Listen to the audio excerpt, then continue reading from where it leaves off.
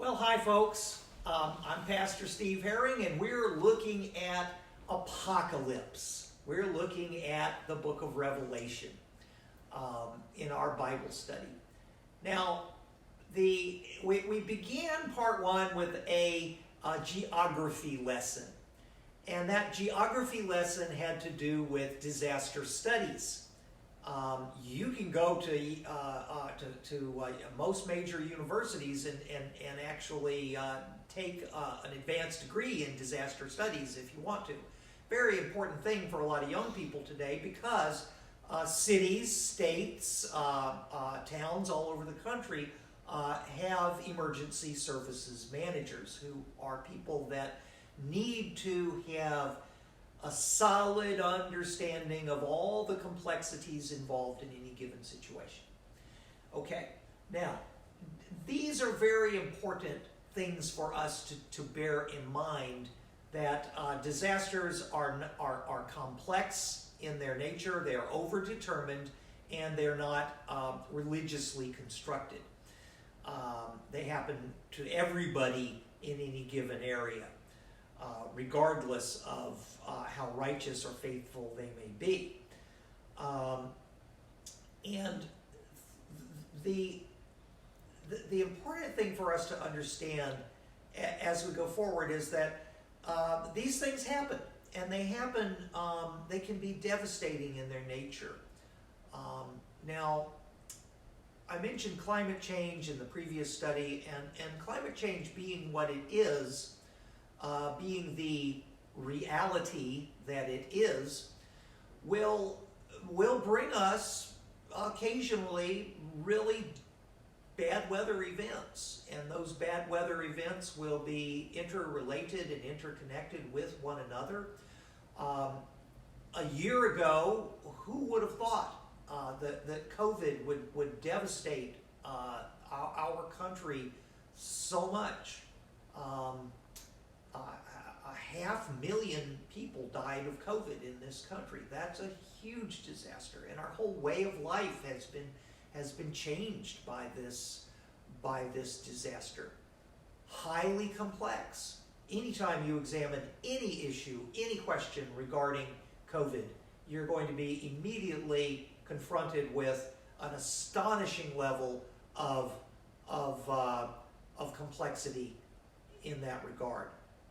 Because it's not just a virus, it's a virus that acts in this particular way under these particular conditions and makes these people more vulnerable and these people less vulnerable, and all of these considerations make it just astonishingly overdetermined, astonishingly complex in its nature. Now, looking at this as we go ahead,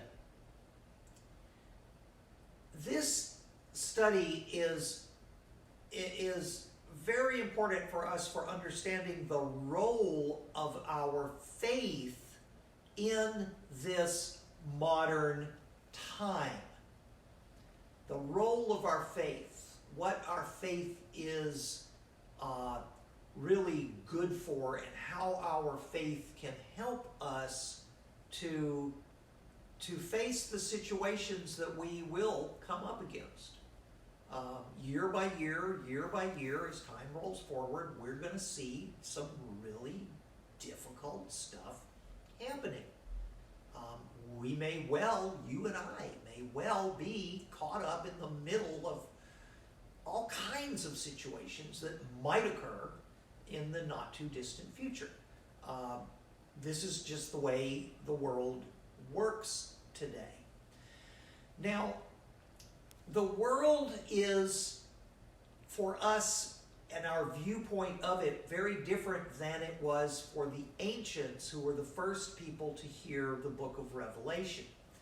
The ancient people really didn't understand how anything regarding nature really went together. Their understanding of the stars, their understanding of the moon, their understanding of the sun, their understanding of shooting stars, their understanding of the weather, the seasons, what made crops produce high yield versus what made crops fail. All of these conditions, what brought wars to their doorstep, the causes of things were very poorly understood.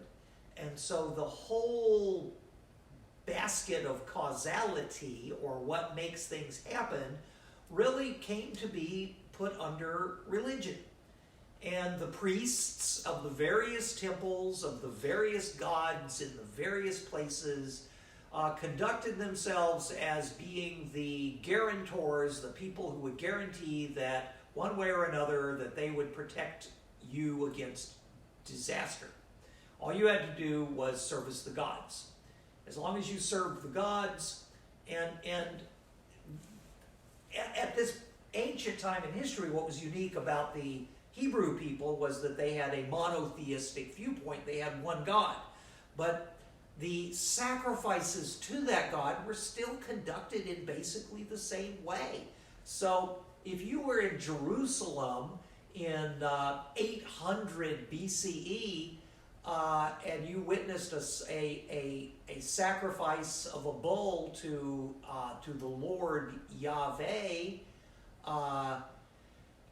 to the Lord in the temple, you would witness that sacrifice. That sacrifice would have been conducted by the priests in very, very similar fashion to what you would have seen if you had traveled to Athens and witnessed a service of sacrifice to Zeus, or if you traveled to Egypt, to what is now Cairo, to Egypt, or Amarna, or one of those places in the ancient Egypt, and witnessed a service of sacrifice to Thoth, the god of wisdom, it would be conducted basically the same fashion that it was.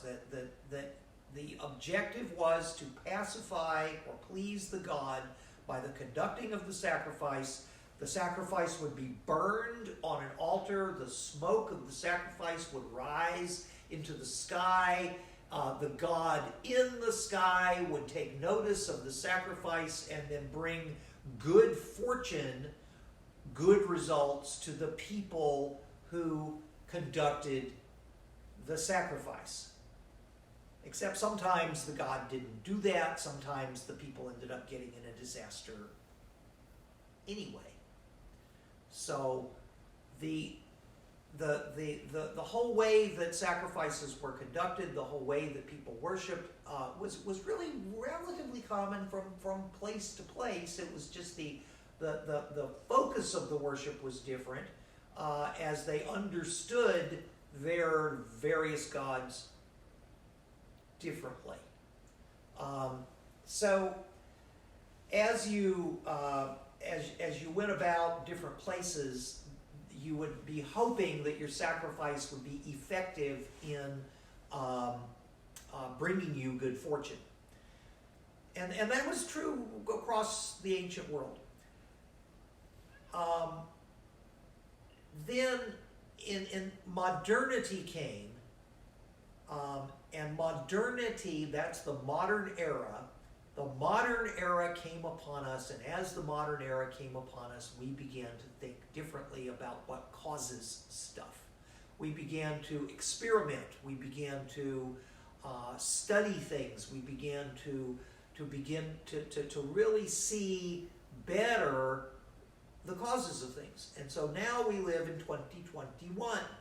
And in 2021, we have a reasonably good understanding of what makes these things happen.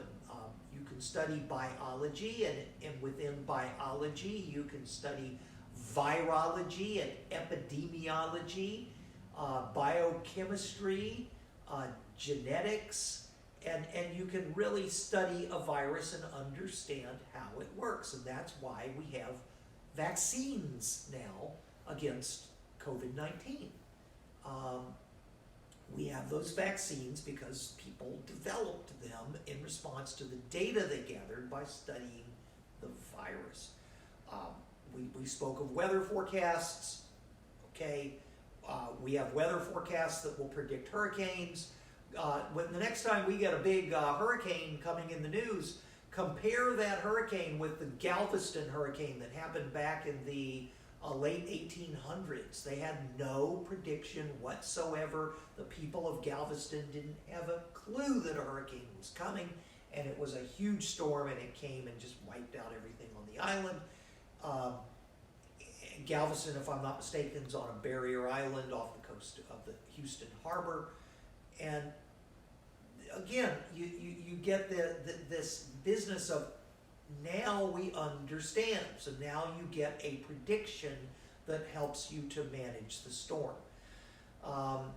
The Titanic, a classic example of a mechanical disaster. Well, guess what? We now try, notice I said try because we're not 100% successful, but we try very hard to make ships so they don't sink. We have a couple of boat factories. I'm not sure if Fountain Boats is still in business, but I know that Grady White Boats is in business.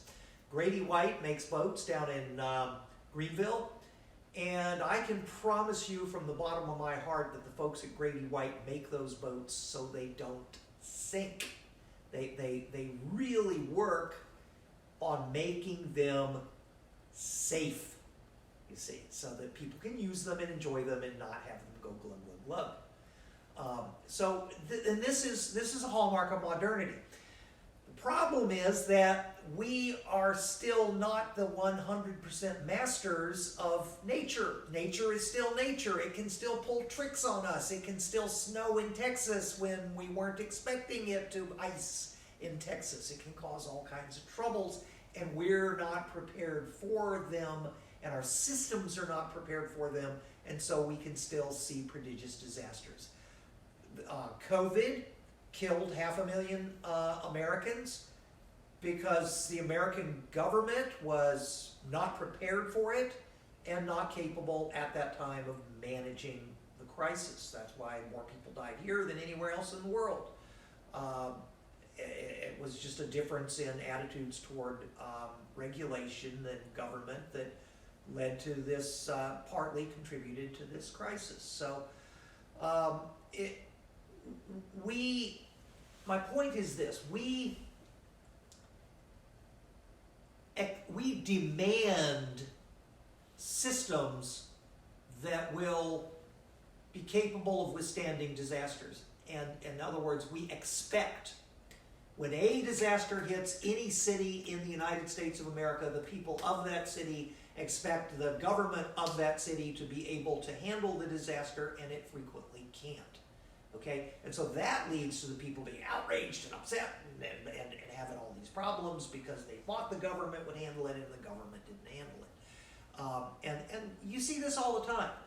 If you follow the press regarding just about any huge disaster that hits just about any place you want to think of, people, they get all upset and they get all bent out of shape and they demand that this happen and they demand that that happen and they want this done differently and they want that done differently. It yields a good deal of safety for us in various ways because we're learning collectively how to do it better. We're trying to learn to manage it better, trying to learn to handle it better. A very good example of that would be the Fukushima Daiichi, the situation that happened in Japan when you had a combination, this is that overdetermined thing, you had a combination of an earthquake, you had a tsunami, and a nuclear power plant meltdown all within the same period of time.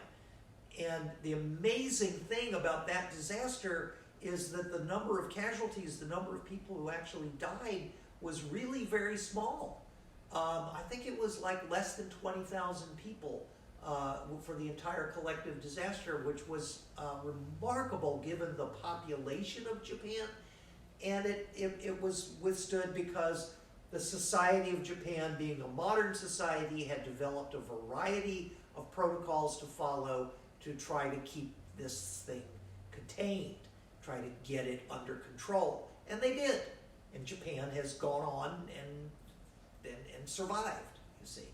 So that's it for the geography. I promise you we're going to get to the scriptures. I am very into this and have been for years, this disaster studies thing. But I want to make a transition now into the scripture. And that is an effort to try to see how this scripture reaches us as modern people. So we'll continue chipping away at this with part 3. So that concludes part 2.